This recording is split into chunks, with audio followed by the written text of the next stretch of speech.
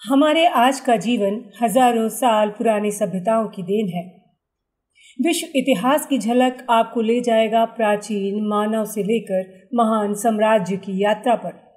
बात सिंधु नगर घाटी योजना की हो, मिस्र के पिरामिड, वैदिक काल की परंपरा, बौद्ध और जैन धर्म की उदय या चीन के 1000 साल की संस्कृति की, विश्व इतिहास की झलक ये पुस्तक आपका सबसे परिचय कराएगी। हमारे युद्ध और हमारी स्वतंत्रता सबसे आपका तारुफ होगा इस किताब के जरिए। इतिहास सिर्फ तारीख नहीं है, हमारी पहचान और हमारी विरासत है।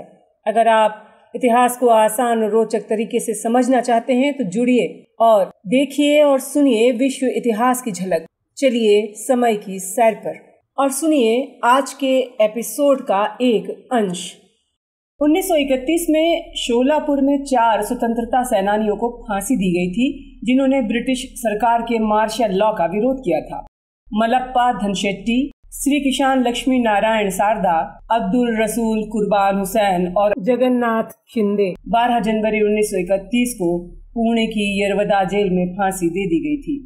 1930 में भारत में स्वतंत्रता आंदोलन को दबाने के लिए शोलापुर में ब्रिटिश सरकार ने मार्शल लॉ लागू किया था और देखते ही गोली मारने का आदेश दिया था।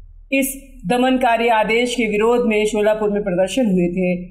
इन विरोध प्रदर्शनों में भाग लेने वाले मलप्पा धनशेट्टी और उनके साथियों को गिरफ्तार कर लिया गया। चारों स्वतंत्रता सेनानियों को मृत्युदंड की सजा दी गई, जिसके खिलाफ कई अपीलें की गई थी। बावजूद इन अपीलों के उन सभी को 12 जनवरी 1931 को फांसी दे दी गई।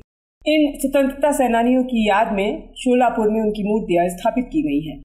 पूरा एपिसोड सुनने के लिए चैनल पर आइए, सब्सक्राइब कीजिए और जुड़े रहिए इतिहास की यात्रा से।